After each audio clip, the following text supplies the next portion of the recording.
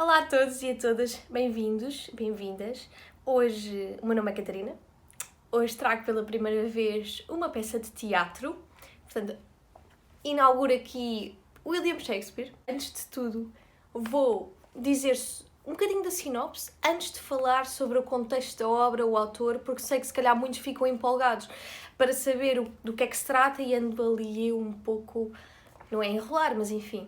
Então, não sei se já ouviram falar sobre uma peça que traz uma tempestade, daqui o título, The Tempest, a tempestade, e temos um grupo de homens, pertencentes nomeadamente, maioritariamente à nobreza, que estão num barco, algures pelo mar, e dá-se uma tempestade, eles têm um naufrágio e vão parar a uma ilha.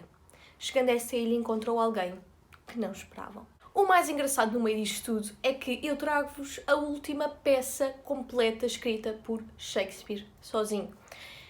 E nessa medida parece que começamos um bocadinho ao contrário. Em vez de começar pelas primeiras, começo pela última, mas tudo bem. Esta peça é também a primeira que nos traz uma vertente interessante, que é comum ao teatro grego e ao francês, que é a ação, a peça, portanto, num período temporal se desenrolar num só dia. Uma nota, antes de continuarmos, é que, como podem calcular, não querendo eu falar de tudo sobre a peça, caso, até presumindo que muitos de vós não a tenham lido, não vou introduzir todas as personagens, ou pelo menos, sim, não vou introduzir todas, nem falar sobre tudo o que acontece.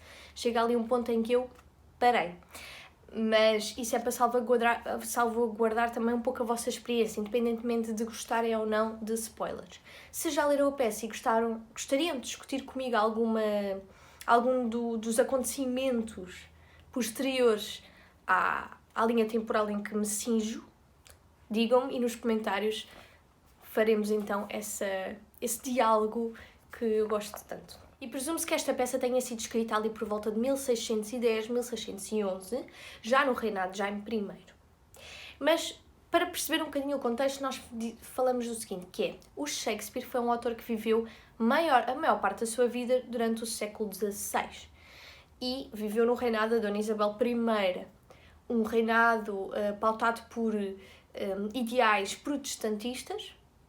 Não que os católicos fossem perseguidos de uma forma cruel, porque não eram, simplesmente era recomendável que não demonstrassem a sua crença ao catolicismo na via pública e pronto, não a vocifrassem exageradamente.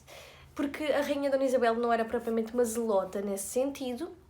E, portanto, o que é que acontece com esta senhora? Nós vivemos num período, só para vocês imaginarem que a cidade de Londres estava delimitada por um perímetro onde se erigiam umas certas muralhas. Tudo o que acontecia dentro desse perímetro estava legislado, nomeadamente pelas leis voluntárias, através do nosso vestuário, portanto, pertencendo a cada classe, as pessoas tinham um certo rigor no vestuário, no que é que comiam, não se podia falar de tudo e mais um pouco, não é? Tinha de ser alguma cautela, especialmente devido aos confrontos entre catolicismo e protestantismo. Bom, e no fundo esta era um bocadinho a dinâmica da sociedade, da cidade de Londres, que é depois Shakespeare vai lá parar. Shakespeare era um autor muito misterioso e eu recomendo tremendamente esta biografia do Bill Bryson, que estará em edições já novas em Portugal e no Brasil sei que também está à venda e tudo mais, do Bill Bryson, que são cerca de 300 páginas, muito resumida, muito acessível, é muito interessante, toda a estrutura, todo o panorama envolvente, mas também nos alerta para uma questão, que é o Shakespeare era, de facto, um mistério. Falamos em traços de personalidade, não sabemos bem como é que ele era, com quem é que ele se relacionava propriamente, qual era o contexto e a dinâmica familiar, não sabemos muito bem esses pormenores. Tudo o que nós sabemos sobre ele está parcamente registado em registros da época, como, por exemplo, prediais ou algo do género. Então não é um autor que, enfim, seja muito conhecido no seu íntimo, portanto tudo é abstrato, digamos. Este livro alerta-nos muito para isso, que é questões como o teatro era desvalorizado na época da Isabel, Elizabeth, era muito desvalorizado e as verbas para a cultura, nomeadamente para o teatro, eram quase nulas. E depois qual era o problema? Estes teatros situavam-se onde? Fora das muralhas. Situando-se fora das muralhas, não eram subjugáveis às leis vigentes dentro das muralhas londrinas, e por isso havia mais criminalidade, não havia um controle de saneamento como havia dentro das muralhas, portanto as pessoas iam ao teatro e a podridão, o cheiro fétido das fábricas que usavam gorduras de animal era intenso, roubos, a torto e a direito, e portanto o teatro era um sítio mais perigoso até. E questiona-se muito como é que tanta gente teria dinheiro para ir ao teatro, porque também não era barato. Enfim, chegando ao Jaime I, já muito mais para a frente, e a quando da publicação desta peça e da sua encenação, a cultura já estaria um pouco mais valorizada, porque o Jaime I já seria supostamente enfim, ele gostava mais de ir ao teatro e, portanto, valorizou um bocadinho mais essa cultura. E esta, de facto, é uma obra tipicamente elizabetiana, como se costuma dizer, porque, dado o seu tamanho, é curta a obra, parece grande, mas imaginem, é metade deste livro, todo o resto são notas e introdução à obra. É uma obra curta, mas é uma obra iceberg. E não é um iceberg como o Hemingway. Se vocês já leram o Hemingway, sabem que há autores que se apropriam muito desta ideia, e tudo bem, do iceberg, ou seja, contam um pouco de forma simples, que é para as pessoas, para os leitores, depois, enfim, desenterrarem as problemáticas essenciais. Mas este livro é um iceberg, porque cabe à audiência, na altura à audiência e agora a nós, leitores e leitoras, descortinar paulatinamente o conteúdo desta peça. E uma curiosidade é que a maior parte das obras de Shakespeare foram buscar diálogos, enredos, nomes a outras peças, a outras obras da altura. Aliás, vivia-se muito essa cultura de que a arte era um objeto em propriedade comum. Não havia a ideia de direitos de autor, como há agora, e portanto as pessoas apropriavam-se muito de características e pedaços de outras obras, mas A Tempestade é das poucas que, até o conhecimento que temos até agora, não se apropriou nem foi buscar nada de nenhuma outra obra. E outra curiosidade também é uma característica muito interessante do Shakespeare, interessante e normal à época, é que ele não percebia nada de contextos geográficos. Portanto, as imprecisões geográficas neste livro não são brincadeira. Como Bryson nos diz neste livro, o Shakespeare não era um homem do mundo. Porquê? Porque ele não conhecia aspectos geográficos absolutamente nenhuns. E há certas imprecisões de facto geográficas neste livro, como por exemplo desembarcar numa cidade, ter vindo de outra e dizer que o percurso demorou X tempo, quando na verdade isso era impossível acontecer. E portanto as imprecisões são algumas, mas isso não deixa de dar-nos uma peça maravilhosa. Portanto, não é por aí, mas para terem uma noção de que o Shakespeare não era aquele homem intelectual longínquo de nós, que nós nunca vamos alcançar. Ele era um homem bastante comum até, se calhar para a altura não tanto, mas havia outros dramaturgos à altura do Shakespeare muito mais intelectualizados, e portanto para terem esse contexto. E agora surge-nos aqui um problema. Antes de passarmos para a sinopse da peça, para vocês conhecerem um bocadinho melhor as personagens, temos de falar sobre o género da peça e o título da peça. Primeiro, o género. Perguntam-se, ok, então será uma tragédia ou uma comédia? Sim, é assim. Nós sabemos pelos fólios que foram organizados e vendidos quando também da morte do Shakespeare, ele tinha um grupo de amigos lá do teatro que organizou as suas peças em fólios. Era no fundo umas compilações mais bonitinhas, mais caras, que agradeço bastante que eles tenham feito, porque assim as peças chegaram até nós intactas. e nos fólios organizavam-se as peças em tragédias e comédias. E de facto, esta peça está organizada na secção das comédias. E nós, no fundo, se pensarmos assim, desde Aristóteles, que nós concebemos a comédia como um género diferente consoante o tempo. Na altura de Aristóteles, a comédia não tinha de ter propriamente só tons humorísticos, mas tinha de nos trazer um final em que houvesse o sucesso do herói, por exemplo, se calhar uma reconciliação, um casamento. E é muito engraçado pensar que, segundo até alguns estudiosos, as comédias do Shakespeare demonstram mais o lado que une cada um de nós, ou seja, o lado que une a dimensão humana, o lado que nos une, que nos fortifica enquanto todo. Já as tragédias demonstram as nossas diferenças. Mas depois surge-nos aqui um problema, que é, há uma questão, é que será que são comparáveis as peças de comédia do início da carreira com as do fim? É que, segundo alguns autores, as peças do fim têm uma componente mais romântica. Daí se chamarem romances. O Edward Dowden é um dos autores que nos fala desta presença de cenas pastorais, com um tom idílico, a presença de figuras pagãs ou da mitologia clássica, a introdução, por exemplo, do Masque, que é, portanto, imaginem uma peça dentro da peça, isto também acontece na Tempestade, esta ideia de tragicomédia, e não só de comédia nem de tragédia. E, portanto, para autores como Edward, esta será uma tragicomédia mais no âmbito de romances, dados os seus traços de elementos românticos. O autor também fala, por exemplo, de elementos como perdão e liberdade, e nós sabemos que, por exemplo, isso existe na Tempestade, e nomeadamente a liberdade é um desejo comum de duas personagens interessantíssimos, que são o Ariel e o Caliban, que eu já vou falar deles a seguir. Quanto ao título, em termos gerais, as peças de Shakespeare carregam uma fraca carga semântica quanto aos seus títulos. Otelo, Macbeth, Rei Lear, Romeu e Julieta, Henrique, por aí fora, estão sempre normalmente associados a nomes, e esta é uma tempestade.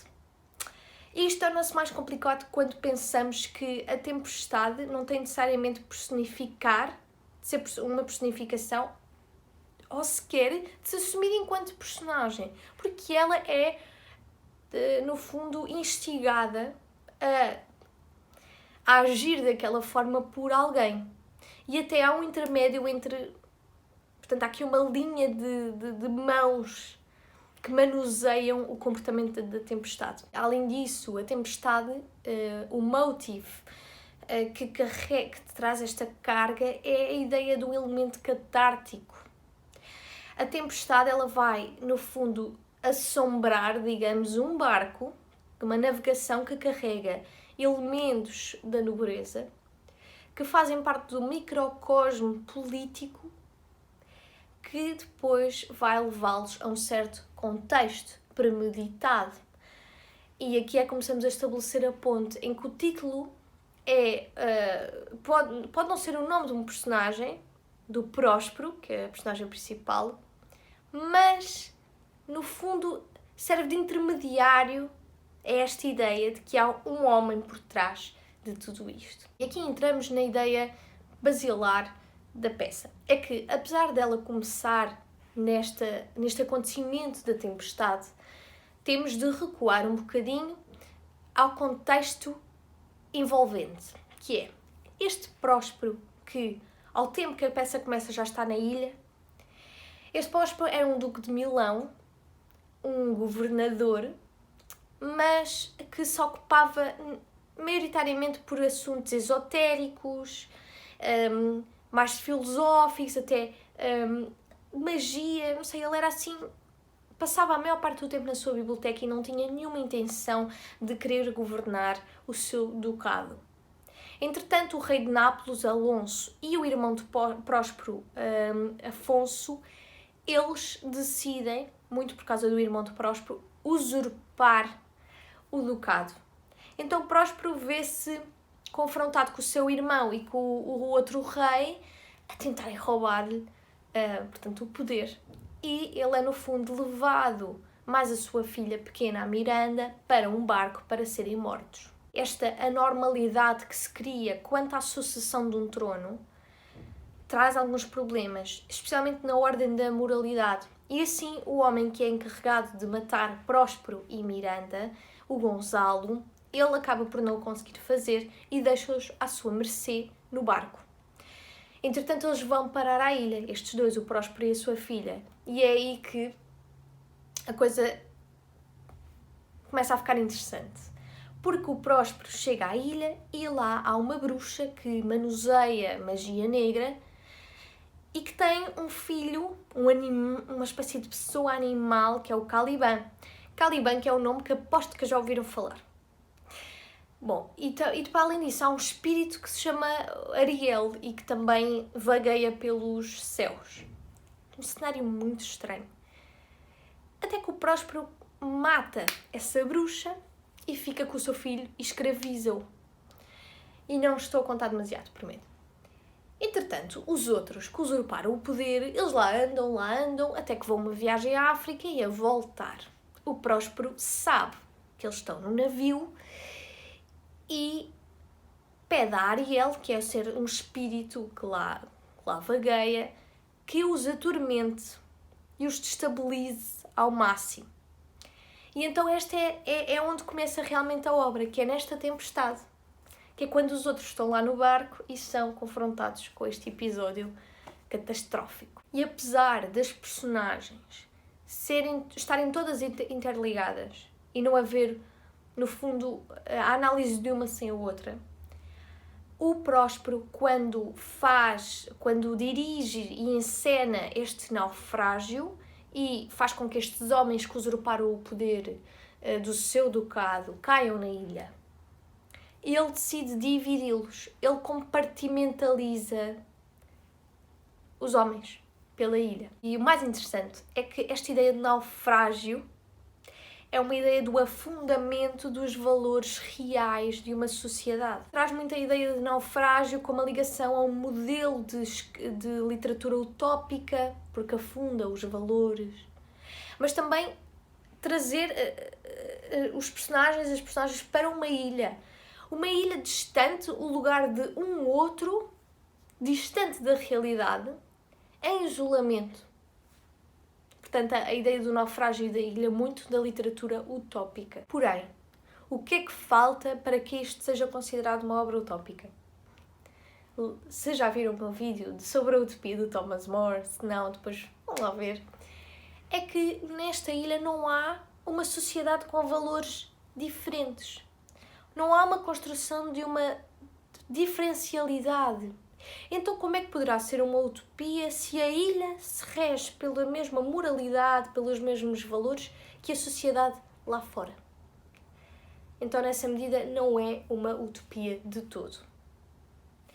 Depois, temos também outra componente interessante, que é, apesar de eu não vos dizer como é que isto se processa a obra, como é que acaba com o jogo de xadrez? Xadrez, o jogo em que o rei tem de ser derrubado. E remeto-vos outra vez para a ideia de regicídio. Perceber que as coisas estão sempre em circularidade nesta obra. E agora acho que é importante falarmos um bocadinho de cada personagem, das personagens principais, só um pouco. Portanto, o Próspero, aquele senhor, o rei do Ducado de Milão, que é usurpado pelo seu irmão e pelo rei de Nápoles, que depois chega a uma ilha e, no fundo, é ele que governa a ilha, é ele que detém todo o poder, todas as relações de poder. Quem é este homem? Como eu já vos tinha dito, ele era um ratinho de biblioteca. Ele, no fundo, não se preocupava em governar, não era esse o seu intuito. Ele era, no fundo, um filósofo-rei e não tanto um rei-filósofo. E é o próprio Próspero que nos diz que a magia é a sua arte, quase como se fosse o dramaturgo da tempestade. Neste sentido é que tanta gente faz a ligação entre o Próspero e o próprio Shakespeare como, no fundo, a mesma essência. O Próspero cria as ilusões, ele atua como Deus, ele faz o que nós chamamos playing God, fazer-se de Deus. Porque ele detém a magia da ilha, detém a força bruta, detém tudo o que é preciso para governar uma ilha desconhecida. Ele é autocrático, criador, destruidor e pior, ele não tem de responder perante um Deus, porque na ilha não existem as mesmas leis, não existe a mesma lei temporal nem espiritual que existia no seu ducado e, portanto, ele está livre para fazer o que quiser, porque não há nada que o restrinja em termos morais, éticos. Se houver, será a sua própria consciência, mais nada. E depois temos a Miranda, a sua filha, uma menina uma adolescente de 15 anos, gentil, que representa a pureza humana, a castidade. Ela também vai fazer parte de um dos planos do seu pai, portanto o seu pai vai pegar num dos homens do barco e vai tentar enliá-lo em termos amorosos com a sua filha. Para quê? Quem sabe? Será que vai conseguir? Também não sei. E esta Miranda, pobre coitada, ela não tem escolha, não tem poder sobre as próprias decisões, porque é o pai quem toma as amarras do destino. Depois temos Ariel, o espírito que sobrevoa os caminhos da ilha, que é descrito como próspero enquanto um brave spirit, portanto um espírito corajoso.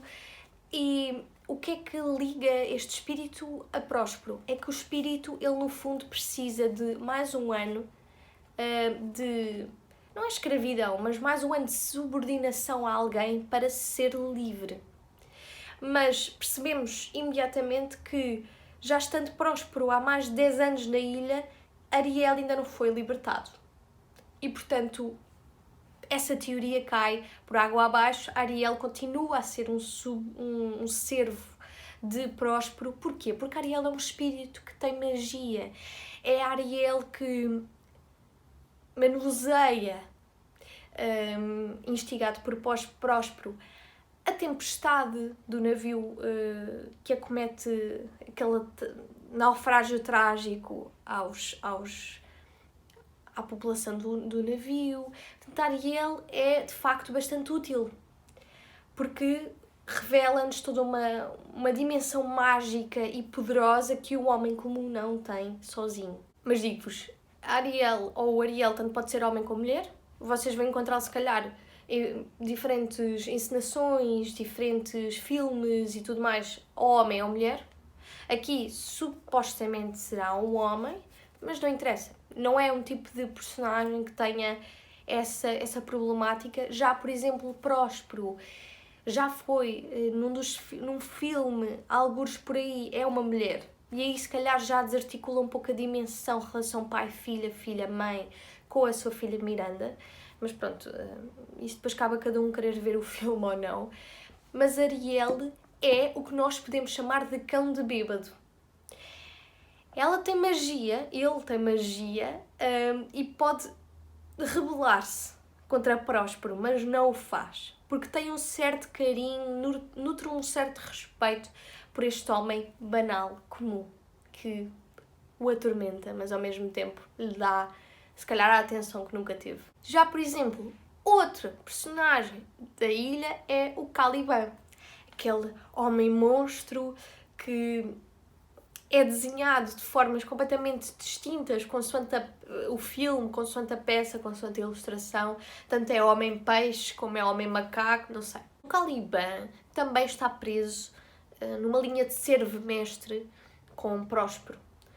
Porque o Caliban era filho daquela bruxa que governava a ilha, que depois foi morta, e o Caliban não sabia ler, não sabia falar, e é Próspero que o ensina. Próspero, quando chamava a Ariel Brave, a Caliban chama Slave. E aqui percebemos logo a distinção que há entre o espírito benigno e o animal maligno. Porque o Caliban, uma das primeiras coisas que faz quando o Próspero e a Miranda chegam à ilha é tentar violar a Miranda. E ele carrega aqui um problema político, ele é um ser problemático que a sociedade quer visa erradicar para não ter de se ocupar destes seres que desvirtuam as índices e as moralidades. E, portanto, ele é um problema político. Ele é incontrolável, ou pelo menos na sua totalidade, tem sérios problemas, mas porque ele era um ser livre, um ser selvagem. E aqui entramos numa conversação interessante que é, a partir do século XX vai-se associar o Caliban ao quê? Um ícone da América Latina, de Caribe, de África. Portanto, Caliban, como se calhar já devem ter ouvido, tem a ver com as populações nativas de um certo local. E então a temática do colonialismo está presente e perguntam, mas o colonialismo não é algo que nós discutimos mais para a frente? Não. A segunda metade do século XVI e a primeira metade do século XVII já tinham vastas discussões sobre isso.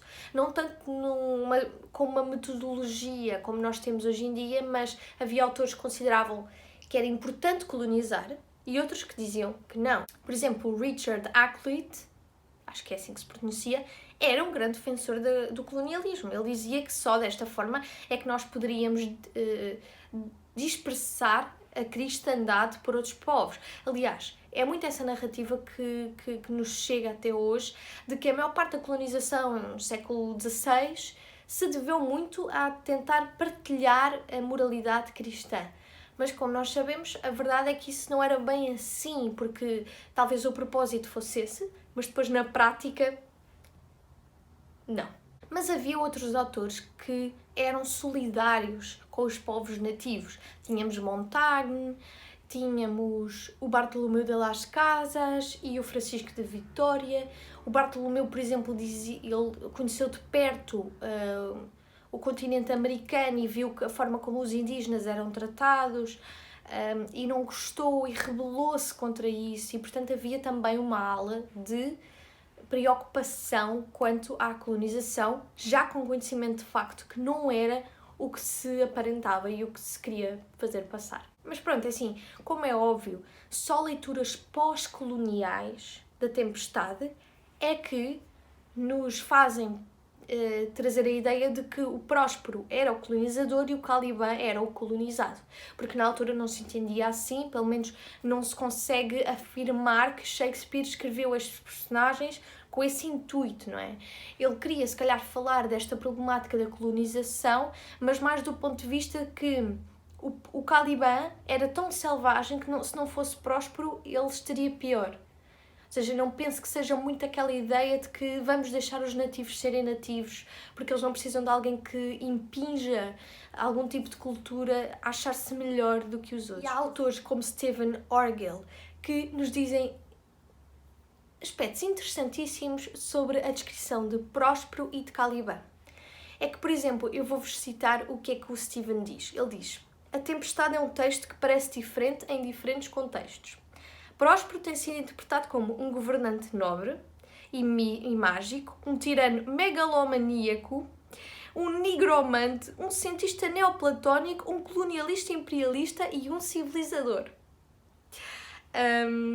Já Caliban tem sido visto como um bruto incapaz de ser educado, um selvagem sensível, um homem selvagem europeu, um nativo do Novo Mundo, horroroso, atraente, trágico, patético, cómico, assustador, o proprietário legítimo da ilha e um escravo natural.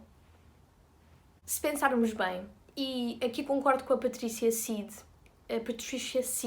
que ela vai dizer que isto parece muito o embate que houve com os colonos e os nativos, nomeadamente os britânicos.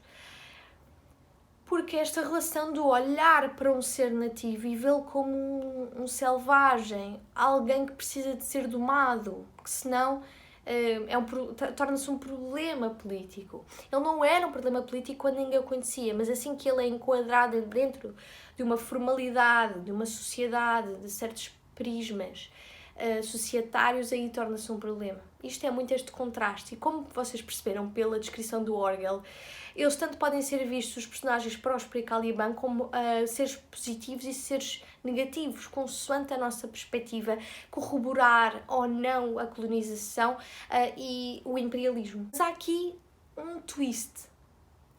É que o Caliban, ele como era jovem, ele é educado pelo Próspero, assim que o Próspero mata esta bruxa, e ele ensina a língua do colonizador, portanto o Próspero ensina ao Caliban a sua língua. E isto é uma ferramenta que nós sabemos ser bastante eficiente, que é impingir, no fundo, a língua do colonizador ao colonizado para controlar mais e efetivamente as relações que se estabelecerão daí adiante. Só que há aqui uma inversão do jogo. É que o Caliban admite querer aprender a língua, mas não é porque acha que isso não é por estar a fazer um favor ao Próspero. É que se um dia se quiser revoltar, saber a língua vai ser uma mais-valia. É quase como um instrumento de futura vingança, de futura inversão da estrutura estabelecida. E exatamente porque a obra tem muitas componentes de servo-mestre, quem é que manda? De onde é que veio o poder? É só de Próspero? Mas Próspero também não é um servo dos seus erros e problemas do passado? E a justiça? Será uma ilusão? Será a justiça fabricada? Próspero é realmente poderoso ou ele é vencedor de circunstâncias mutáveis no tempo? Será que ele tem poder porque subordinou seres vulneráveis? Ou porque realmente ele é poderoso e capaz de governar? Será que ele aprendeu com os erros quando era um ermita? Ou será que ele tinha dentro de si desde sempre a ânsia de poder?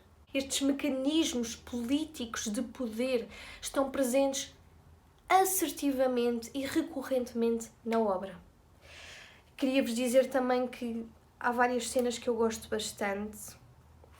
A ilha acaba por ser um reflexo de cada uma das personagens, porque a ilha é descrita de forma diferente, consoante o olhar de cada uma das personagens. Temos, por exemplo, a personagem do Gonzalo, aquele que é incumbido de matar o Próspero e a Miranda quando eles são usurpados. Ele idealiza muito a ilha como uma utopia. Porquê? Porque sabemos que o Shakespeare na altura leu o Cannibalism do Montaigne, que tinha a ver sobre a Commonwealth, esta ideia de sociedade ideal. Temos várias referências. Há também uma peça de teatro dentro desta peça de teatro que terá a ver com um casamento, que também é interessantíssima porque nos traz vozes da mitologia grega clássica, de personagens que têm atinentes aos seus nomes algumas cargas simbólicas, por exemplo, Juno, que simboliza o casamento e a família, ou Ceres, que simboliza a agricultura, isto já é da mitologia romana. E então por toda a parte temos várias características que vão de beber, não é, à mitologia, à antiguidade, mas também a obras contemporâneas a Shakespeare. E entende-se que esta é uma obra que faz a reavaliação de todas as peças do Shakespeare. É, no fundo, uma peça resumo que coordena, ordena e desmistifica algumas das particularidades de obras anteriores. É uma peça que vale muito a pena. É pela sua particularidade, complexidade e ao mesmo tempo é divertida, porque no fundo foi enquadrada numa primeira linha na secção das comédias. É divertidíssima. Se não tiverem um nível avançado de inglês, recomendo lerem na vossa língua original, portanto o português. E não esquecer que todas as relações entre todas as personagens são focos de tempestade. A tempestade é aqui um micro e um macrocosmos. Espero que tenham gostado. Até ao próximo vídeo.